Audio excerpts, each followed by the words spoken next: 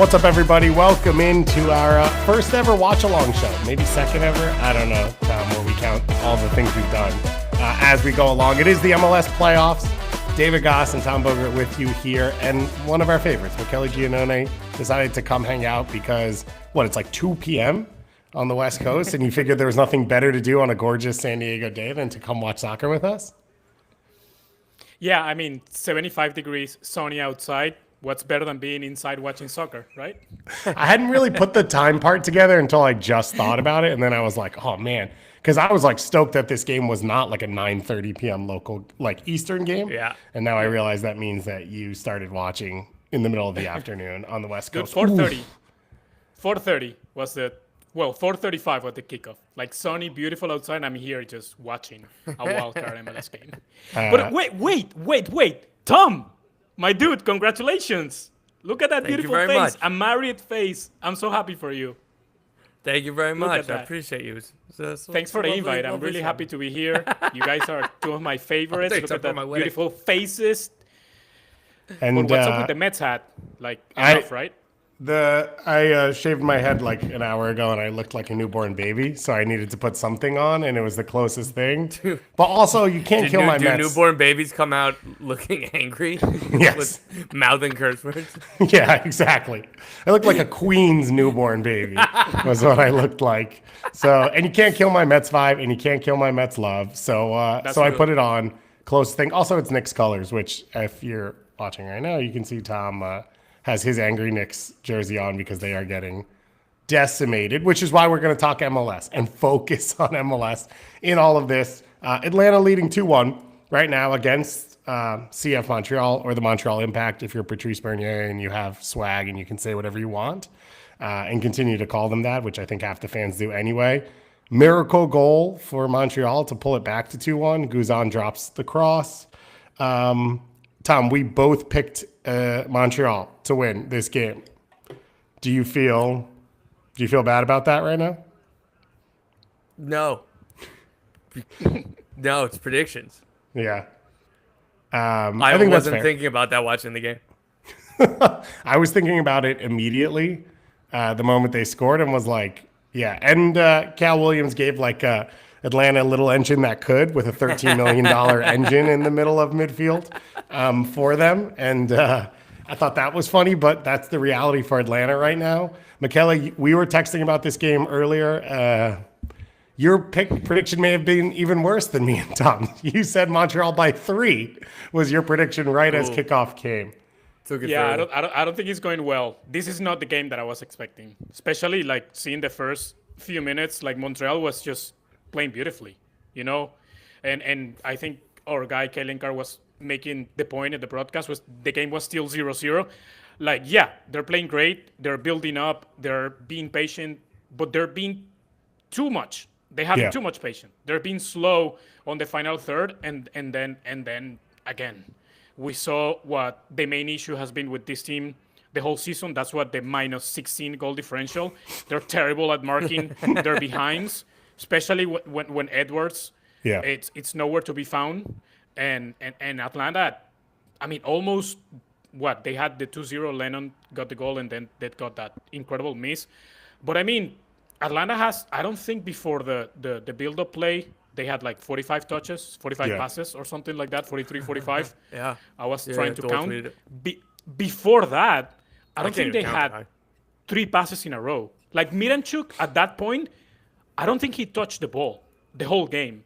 And then he drops to midfield. He helps in that build-up.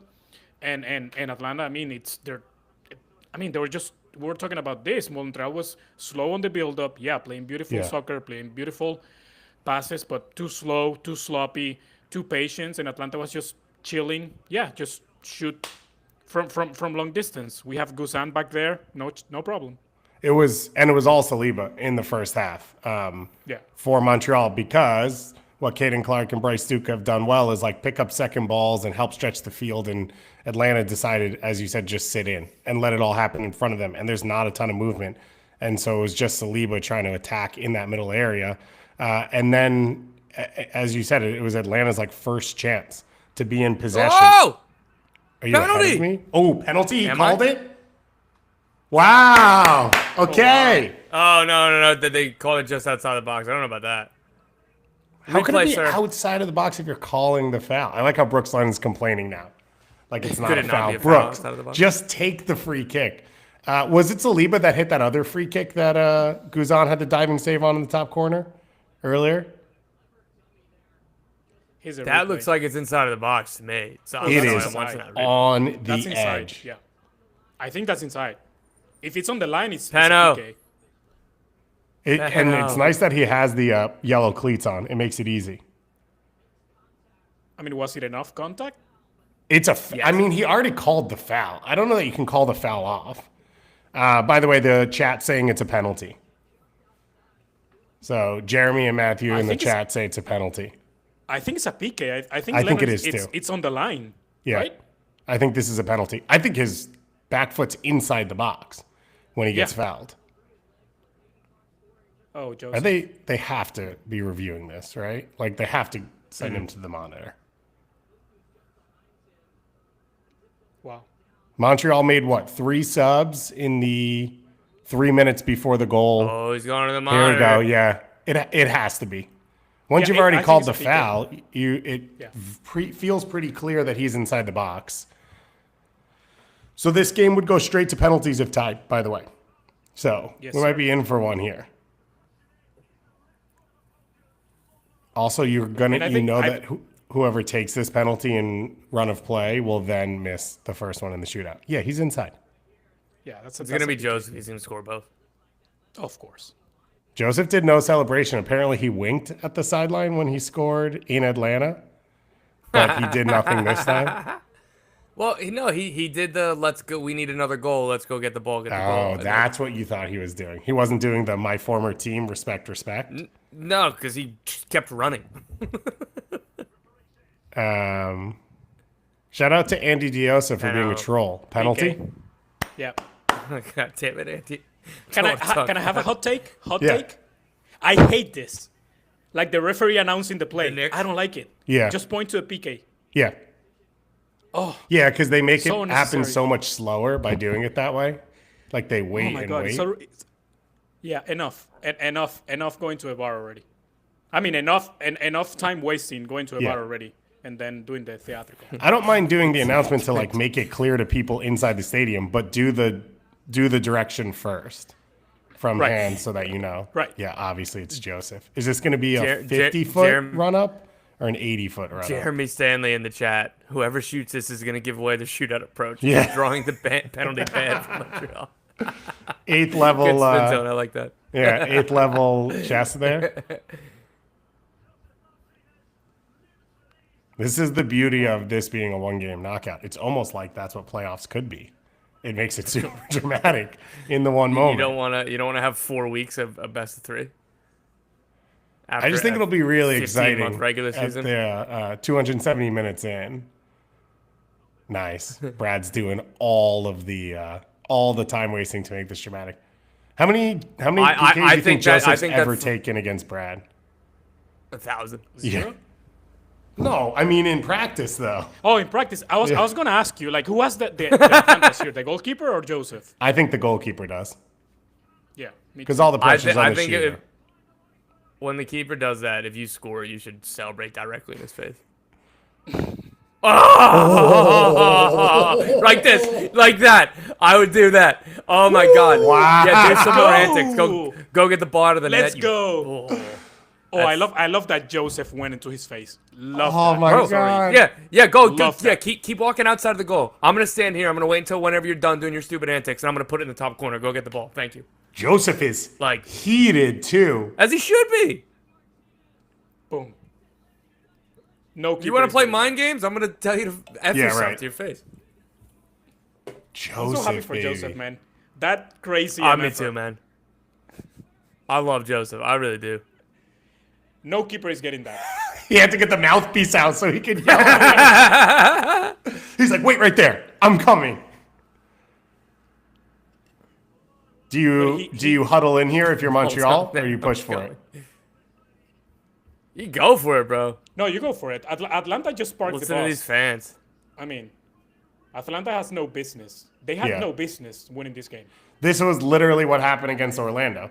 They were up 2-1 late. They tried to bunker, and they're not good at it. That's their problem.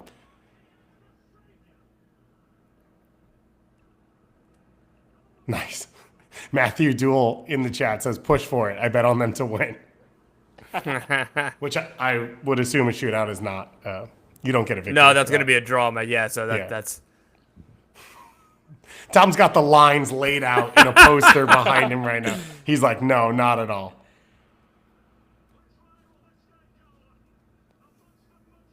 The Brooks Lennon miss now is a little bit bigger in that first half. Right after the goal. That was the big chance. Well, Montreal fought. You got to give that to them. I mean, they didn't roll over after being down 2-0. It helps that Brad Guzan gifted them the first goal, and then Brooks Lennon gifted them the second.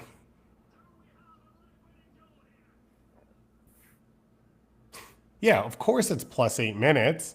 They had to do a replay during this, and there's been like 37 subs. Ooh, a lot of Knicks hate in here, Tom. The trolls are out. The enemies are out. Snakes in the grass, bro. Yeah, exactly. Kevin calls this a 28-3 type of collapse. That's an Atlanta one right there. Michele, is Josef getting back into the Venezuela team now? I mean, why not? Venezuela has trouble scoring. They're, I think, behind Paraguay, the worst offense in CONMEBOL. They haven't won a game in like 5 straight or 6 games already. Like, they were 4th. I was going to say, weren't they doing amazing? They were doing amazing before Copa America. They were in 4th place, and now they're 8th. They're out. They're not even on the wild card because Nice. they go the first 6 there are 10 teams in CONMEBOL, so the first 6 go straight to a World Cup, and the 7th go to like the wild card, like I don't know how you call it, wild card playoff against Intercontinental, whatever. New Zealand or Yeah. whoever it is, the intercontinental playoffs. They've been doing terrible. They draw against Argentina at home, but they went at Paraguay and they lost. And if it's not Salomon scoring, it's Aramburu, the right back. He plays right back for Real Sociedad. He also plays left back. But he scored 2 of the last 3 matches. If it's not Rondon, it's your left back, right back scoring. So they need help. I don't know if the coach loves Josef because he's Josef. and he's I mean, I'm not saying anything crazy here. You know how it is. He's a hothead. When he's on, he's on. Yeah. This is Josef. Like, even emotionally can lift up a team, but I mean, he can create cracks inside the group, like he already did in the national team. He did in Atlanta, and I mean, but I'm happy for him, and it's. I mean, can you imagine being a champion, MVP, the best player in the league, and then you get that devastating injury, and you have to build up and redefine what you are as a player? Like, mentally it was hard. Yeah. And then he starts clashing with Pineda, with Boca Negra. He goes to Miami. He thinks he's in the Messi party. He's going to stay there for the long term. He thinks he's in the He thinks he's and friend. Right. Yeah, Messi. He's part of the Messi and friends, and he gets shipped to Montreal. Oh my God. Whew. Bad communication there. Montreal is winning this. So I'm happy for Josef, man. I'm happy. Like, he's got his shit together, mostly because his son was born. That helped a lot. I mean, I don't think neither of us is a dad here, but I think that changed a person. So I'm happy for him, man. I'm happy for him, and he's still 31. So I think he can be a double digits score goal in MLS for years to come still. That's crazy. He's still 31. Yeah, it's crazy that he could still have 3 or 4 more years if he wants it, but obviously as a different player. And in Montreal, I mean, low pressure, Yeah, but the fit was weird to me when he first signed. I didn't really get it. Yeah. And it was playing out that way for the first 2/3 of the season, really. But over this last third, he's found a real fit here. They've embraced each other. Like, again, I think the coaching staff has come more towards him, and he's come more towards the coaching staff. So I think it's been collaborative by both. And again, like 3 months ago, I was like, no way that they pick up his option or try to re-sign him. And now, like, this just seems like a pretty good marriage. It's just, if you're Montreal, you have to ride the line of when it's bad, it's terrible, and how good will it be? And like, you don't want to get stuck on the back end of the Josef contract where he's unhappy, flipping tables, mad at people, and you're paying him over $1 million. Oh, George Campbell. Campbell had an unreal moment in the second half where he like dribbled through 2 players and forced the save from Guzan. Yeah. But otherwise, when Cat Williams was like, I was so close from Campbell, like I knew he was right. I knew my eyes saw Campbell, but I was like, I'm gonna wait till a replay until that confirms. Like I was like, that couldn't have been him. Like it's like, oh my god. I love Vielsant, by the way, of course, as I have to. I know you do. Yeah. And I love that he got on the field for this moment. Tough that it's instead of Bryce Duke and Caden Clark. Like, just play all the kids. Just put all of them on the field. Just put all 15 of them. Sam Piette off the bench. This is where Sam Piette belongs, by the way, as like an emotional leader on the bench. Thanasis Antetokounmpo. Exactly. He has his moments against the ball. He's tough with the ball. I thought his being an everyday player in MLS days had finished like 3 years ago. Not ideal. I think that's harsh. I disagree with that. I love a defensive mid. I love it. So do I, but that doesn't mean that there's not a scale between good and bad defensive midfielders and the ones that should be playing. Let's go, Vielsant. Oh! Sam Piette catching strays right now. I know. Didn't see that coming. The poor guy. Well, like, Guzan sucks. Guzan dropped the ball and then game states, right? Those are clearly the 2 big differences between when this game was 2-0 to 2-2. But it's like it's not irrelevant that those 3 changes were made and Montreal started playing on the front foot. And I think having someone in central midfield who doesn't really want to step forward or be a part of the game is a part of what makes it hard. Where George Campbell's like, let me just cover every single inch.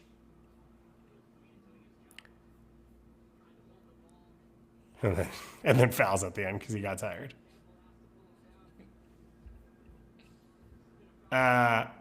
Is Moranchuk even still in?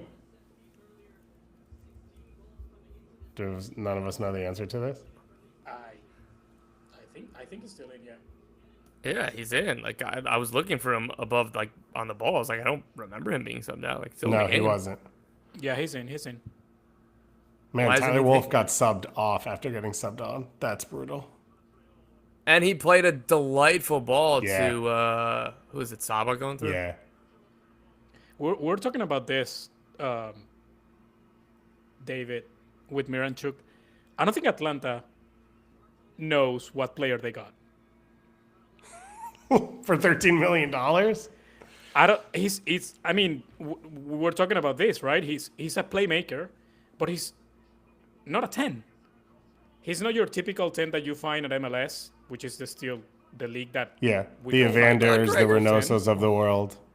Yeah, Reynoso, Carles Hill, etc., etc. He's more of like a... Should I say Mukhtar, saving the distance? Like... No, he's gonna show up. Enough goals. Like he's gonna be a playmaker. He's gonna make things happen. But he's not your typical 10. I don't think Atlanta and Atlanta fans know what Miranchuk was when they got him. Tom, I would throw in there. Hani Mukhtar scored 5 goals his first year in MLS. He scored 4 goals his first year in MLS. But the problem was he was playing as a 10. They had no danger, and then they moved him as the forward as we go to penalties, baby. And he got a little bit better. I think I get I agree in that like Moranchuk doesn't really want to dominate the game. He doesn't want to be involved a ton. He doesn't come and get the ball. He doesn't. Yeah, he had 24 touches in the first half. That was 5th worst in the game, 3rd worst on Atlanta. Like in a playoff game, it's tough. I get it, right? You don't dominate possession. You're on the road. But like that's, and I know it's year 1, so I'm not allowed to say anything because I'm the Goss guy, and literally I'm not allowed to say anything. Talking about yourself in the 3rd person. Exactly. But like he is tough, and I don't know. Like you said, I don't know that he's a dominant chance creator. And then if he's a secondary attacking player, well then what's Saba? Because Saba's a secondary attacking player. tertiary. Yeah, I'm not. Oh, I'm not saying that's a he's better not gonna term. be a Thank good- you. Yeah, I'm not saying he's not going to be a productive, good MLS player, but he's not a $13 million player. You know what I think is sick? Is that the Celtics waited until all the backups were in, that they've missed like 5 3-pointers in a row. They couldn't miss the entire game, and now the end of game stats are like, well, they were only 50% from 3. I hate basketball. Fortunately, because of streaming this, I can't watch the game right now, and I think that might be a blessing. Some bald dude just threw an air ball. Put him in more.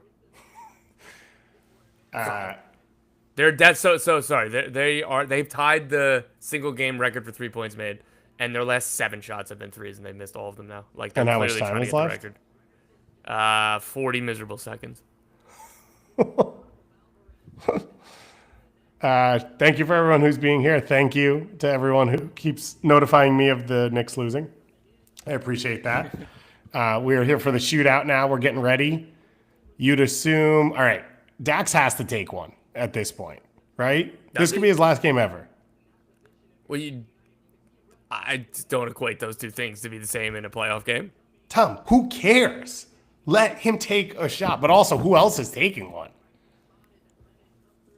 Lennon, Moranchuk, Stian Gregerson. Didn't he take Sava. Saba? Yeah, I assume Saba's taking one. Just off the top of my head. Daniel Rios. Came up with a few. Yeah, Yeah, and none of them sound good. So I don't care about any of it. And then on the flip side, it feels like Montreal is going to be like 8 defenders that shoot, plus Josef. Bartosz Slisz, too.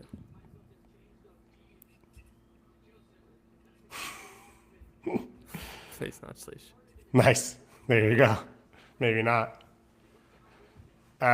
This is for a chance, obviously, to play Miami on Friday night, because why would the wild card game not be the first playoff game that occurs so that these teams get the least amount of playoff? Jonathan Sirois got the paper. Fucking Knicks. That's Howell has the paper with it. You guys, I assume Josef shoots first again? Yeah. So this is a thing so they say put your best penalty taker first. Yeah. I've always been a put your best penalty taker fourth kind of guy. Because you think that's 'Cause more there's- pressure? Yeah, I think that's a higher leverage situation, and people youth soccer would be like fifth or something when half think the time you wouldn't get there. Like fourth, you're almost always getting there. Argentina always puts Messi. And if you're not, fourth or fifth. huh? Argentina always puts fourth- Messi fourth or fifth.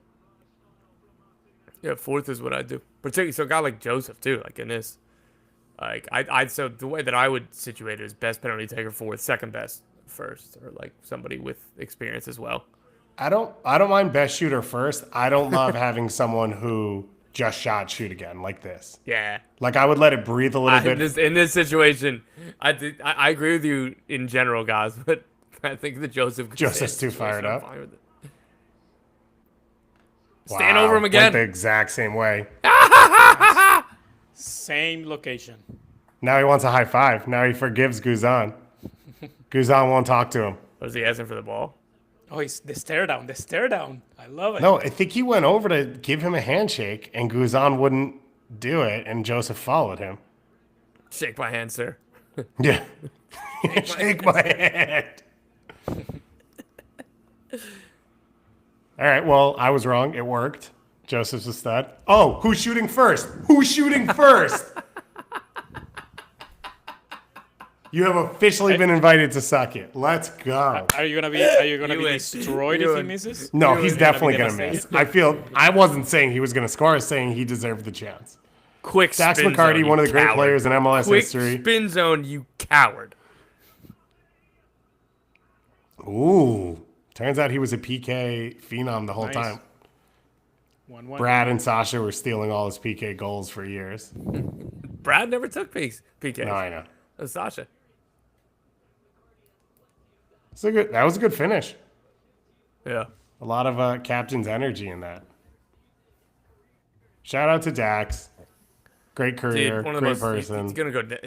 He's phenomenal, man. One of the best ever in this league.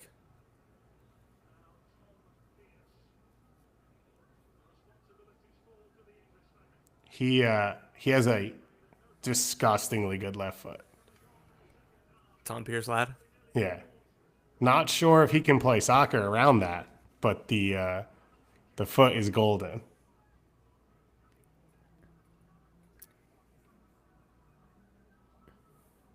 Oh, Say Bronze. Guzan. yeah. That's like the worst height. He hit it like literally body height straight on.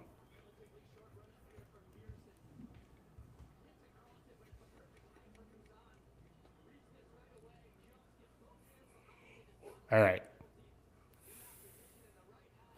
I assume Moranchuk, but I guess maybe not second. Daniel Rios, baby.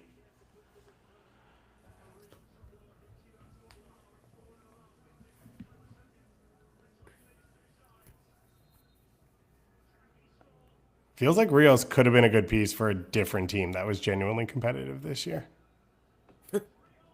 Ooh. Nice finish. Do we all want Montreal to win, or do we not care at this point?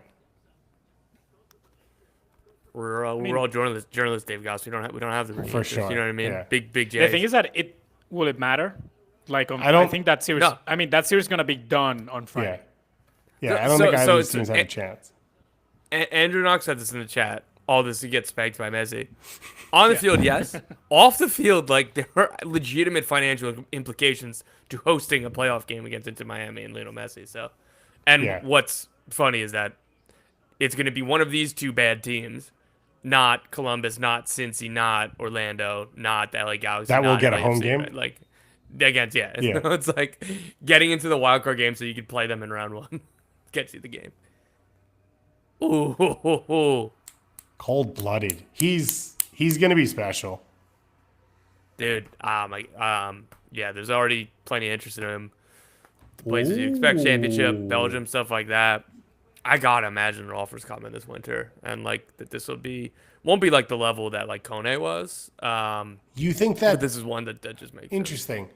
I would have thought that the conversation would have been that like he's a window away from getting the offer that they think he should. I think it's coming this winter. Interesting. So far, Yeah, I so mean do you think they're gonna- he started the whole second half of the year. And he's been really, really good. Ooh, hey. Good dog. Melo's not a Moranchuk fan? No, Mello could pick up on my angry energy, and then when I was trying to turn my mic thing around, something fell, and he jumped off the couch and walked to the door and just looked at me. Nice. It's like my wife and our other dog are hanging out, probably in a nicer environment. No stress. You can't hear the anger. Can't hear me talking Wow. about the Knicks. He They just- got out pretty quickly. Nice. They subbed Gabriel Corbo on to take a penalty. A center is back silly. sub for a penalty. I hate this. He has I to hate be this. so good I at hate them. this. I don't care. He played 15 seconds. He came on right before the last free kick. He didn't touch the ball other than this. Like, Ooh. good for him for scoring. I still wholeheartedly disagree with this. Yeah, I agree with Tom. I agree with Tom. Did you see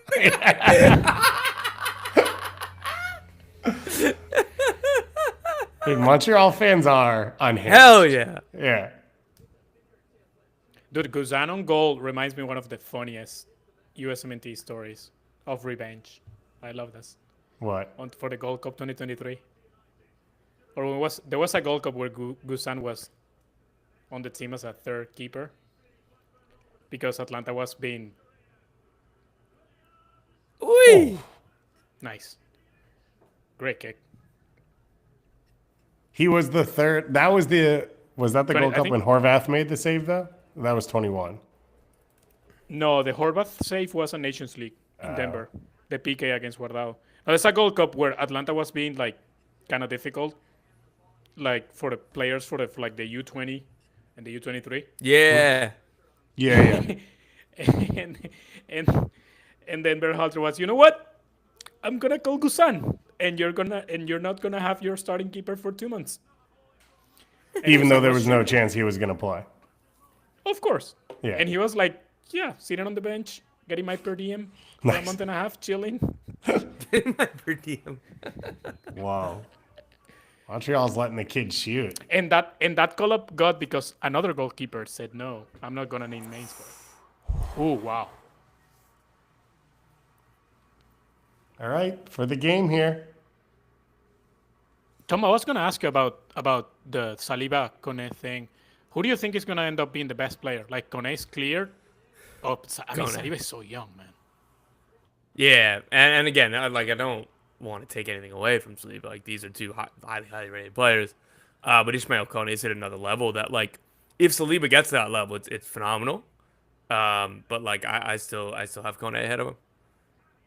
Yeah, I would agree. I think Saliba will be a solid piece, and like I think he'll fit into a lot of teams. I think Kone's like can do that and be a match winner at borderline Champions League level already. Like Kone can be the guy. Yeah, on a team. which is crazy. Oh my God, Saba. He's gonna sky it. Ooh, never mind.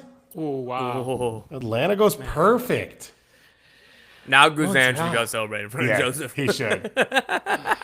What are you doing, Montreal? Wow, what a game. That's fun. To win the shootout after being up 2-0 and giving it up, also Guzan is 40. Wow. I hadn't really put that number in my head. Everyone's like, sorry, Joseph, we let you down. Because that clearly is what the whole team is saying right now. Guzan wants it all. All right, so Atlanta moves on to the next round. They'll play against Inter Miami. Do we have let's do it by, what's it called? Aggregate. What do we think the aggregate will be in that series?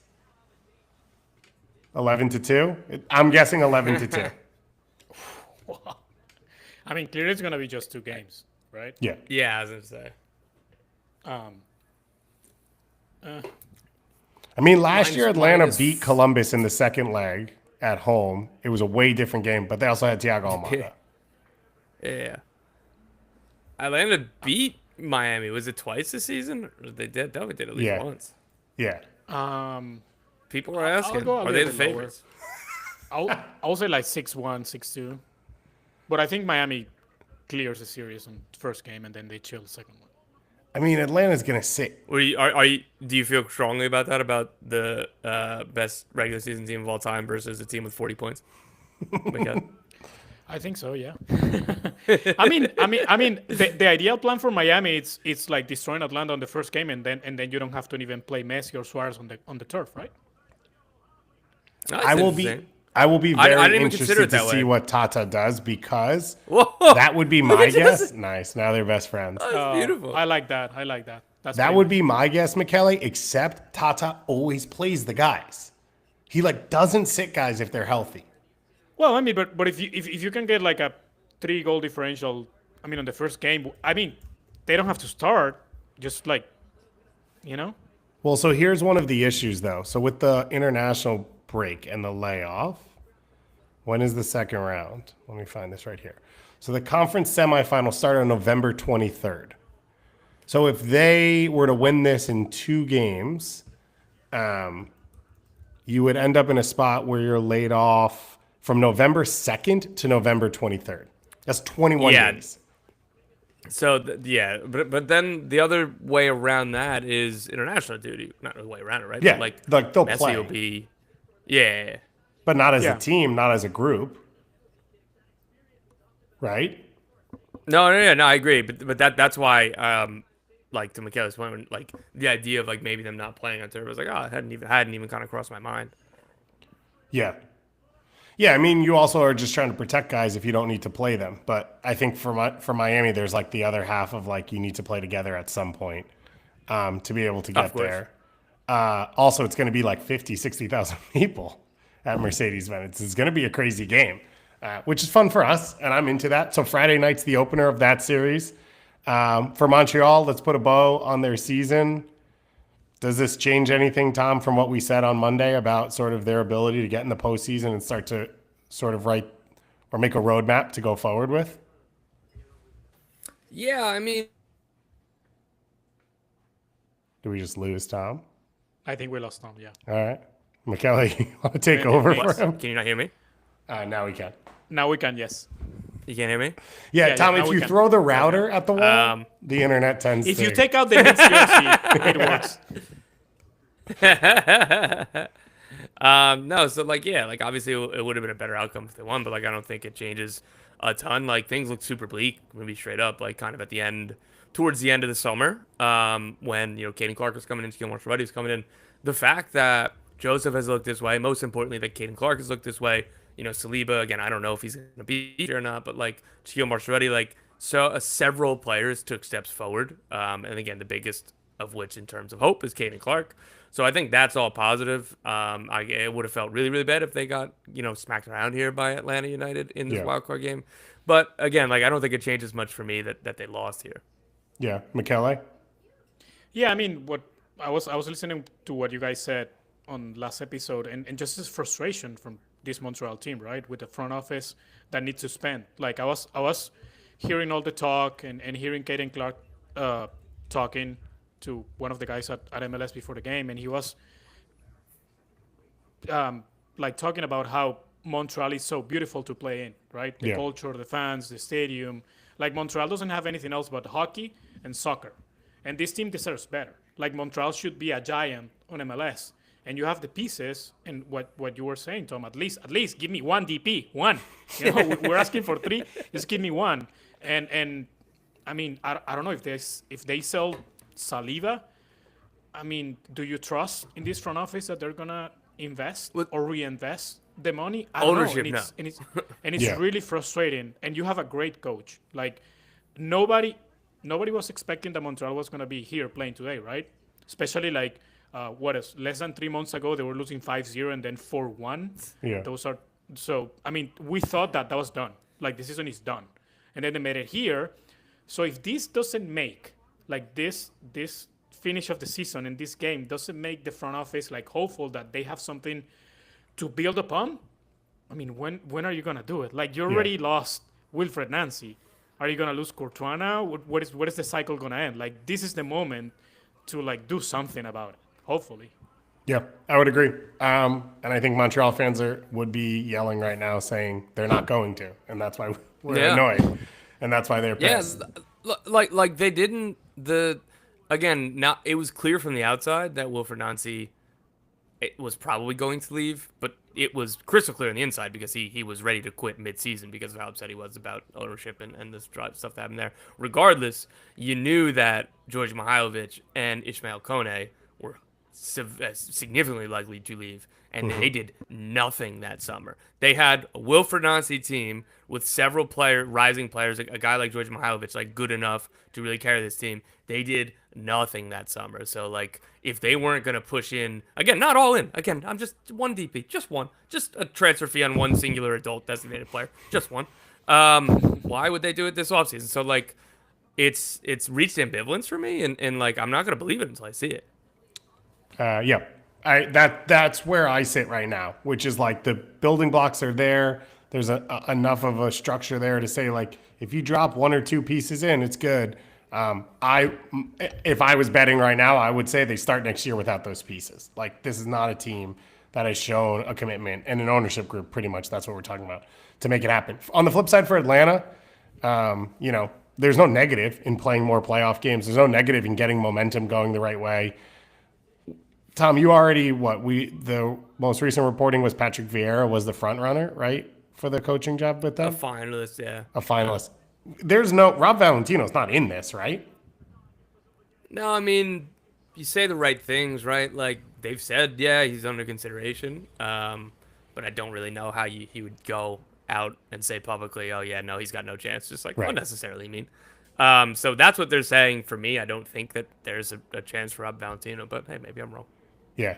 But he's been big for them to like turn around the vibes and make it better. I think Gregerson's been great. Amador's been phenomenal. Had the cross in the first half. He's been lights out since they got there. Yeah. Possession player, comfortable under pressure, like helps them play in and out. He got subbed off in the 49th minute. So that's something to watch out for because if he's unavailable, obviously that's a big loss. Yep. Mosquera was injured to start the game. That's why Brooks Lennon was playing higher up the field. Lennon obviously got 1 goal, should have had 2. But that's another thing to watch out for this Atlanta team that's already going to be up against Inter Miami, which is a series that they will probably lose. But they get another home game, which I know, I know as a sports fan, like that's all you're asking for at this time of year. And that's a big opportunity for them. Let's finish off here real quick. Portland hosting Vancouver tomorrow. Michele, we talked about this a little bit on the show. What's your thoughts about that one, which is at a reasonable hour for you? No, I agree with you guys what we were saying. Like, I mean, Portland has to win this game. Like, I mean, just having that home field advantage. And because the field in Vancouver, they're always played on their favor. Because the ball, it's that turf is very slow. It hurts players, hurts playmakers, right? I remember last year when LAFC had to play them a lot between the CONCACAF Champions League and MLS. That's all. Like that's Cherundolo was like talking about that a million times, and it's true. Like he was saying, like we hate going there to play because it hurts our players. It hurts players like Buanga. It hurts players like Evander, like Cabecita Rodriguez, well, not Mora because he's more like a static now. Yeah. Box number 9, but I mean, I love Sartini. I really like Gold. I think he's like this year best 11. I almost put him in my best 11 this year. I think they deserve a lot of credit, but they haven't won a game in what, like over a month? 5 weeks, I think. Yeah. Since September 15 or something, and it was San Jose.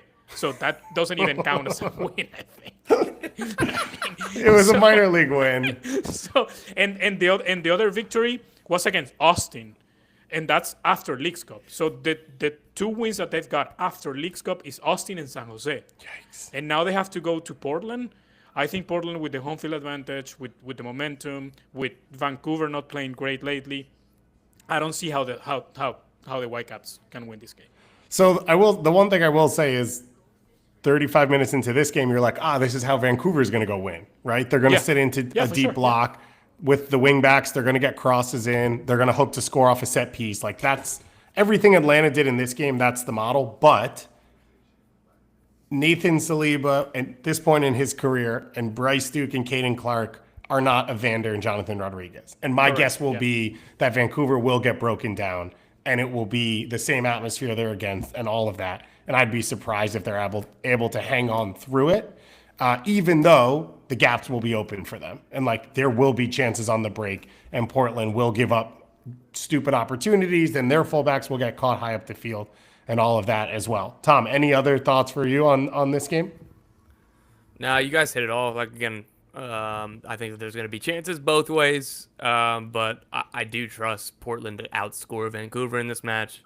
Though that goes against the conventional wisdom of defense kind of wins games in the playoffs. I'm not going to say championships for 8 versus 9 Western Conference wildcard game, but you get my point here, right? Like so again, I know that bucks kind of conventional wisdom, but I really do like Portland in this game. Jutter Dunkus asked again if we want to coach the Revs or no. Michele, do you want to be part of our 3-person Revs head coaching tree? I mean, whatever the choice is, it cannot be worse than Caleb Porter. I promise you. We could do it then. That's probably a pretty good opportunity for us. I think you guys did a good job by stressing how historically bad this season was, but I don't think you did enough. Like, this was tragic. What Caleb Porter did was tragic. I don't understand how they could be so bad. And, I mean, I know they're not going to get rid of him, but woof.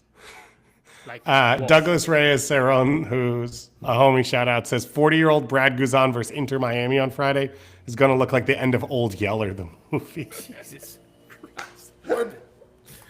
That's harsh. That's tough. Hey, did you guys make your bracket? I did not make a bracket. The tournament's in March. What happened? Tom's a journalist, capital J, so he's Cup? not allowed to pick winners on anything. Oh. What's your MLS Cup? Yeah, Tom, what's your Final Four, Tom? We haven't done that yet. We'll do it on Thursday. What's your Final Four? No, because I've been so locked into like off-season content, like all these, like I'm writing off-season guides for all this team. Honestly, you asked that question, I was like, I haven't even thought about it. March Madness? Like we haven't started yet. No, It's college football season still. Yeah. Yeah, March Madness is up. Oh yeah, the 12-team college football playoff. I don't know. The new brackets. Well, Paige Well, Becker's is already preseason All-American. I saw that. I have came out. Columbus over LAFC, so we run it back. Again. We run it back. See you in Columbus again, Michele. Get ready to learn Ohio, buddy. I like Columbus. I do too. Yeah. Great city, great team, great vibe. Great game to start the playoffs. Doesn't mean a whole lot, but it was fun. That's like what you want. It's cold. It's a night game in front of a good crowd, chaos, all that stuff. That's my dream. Gosh, I'm so glad you said that. Whenever they showed shots of the crowd, just seeing dudes in long sweatshirts and stuff, I was like, oh yeah, it's playoff soccer, man. Yeah, because I went out to grab dinner Miami right before this game, and it's 86 and humid. So I was gonna say you're wearing is that a sweatshirt? Well, it's cold inside. You know, you gotta get I had to get the Montreal. I set it to Montreal temperature. I literally had to go and reset everything so that I could feel like I was in Stade Saputo, so I could smell Stade Saputo. The evergreen trees all around it. Epic spot, epic place. Tomorrow's going to be even, equally as good.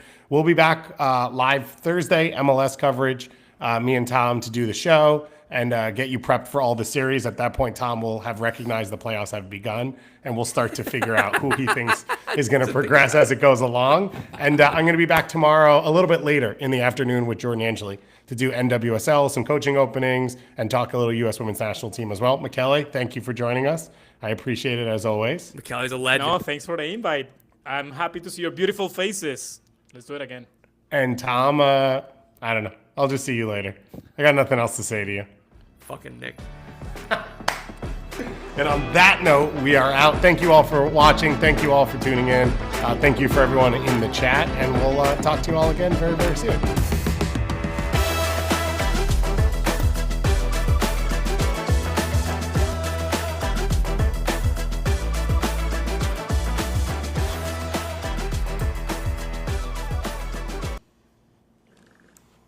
All right. Thank you both for indulging me and doing that. I appreciate it. Of course. Michele, thanks for doing this. No, I love it, dude. In the world who, just seeing your face makes you happy, so I appreciate it. Luckily, we got like the best finish we could have gotten on that game. Yeah, that was fun. Dude, when it was 2-0 and looking more likely to become 3-0 and not 2-1, I was like, are we still doing this? I was like, what are we going to do? We have an Atlanta United fan who said we're here to wreck MLS. Which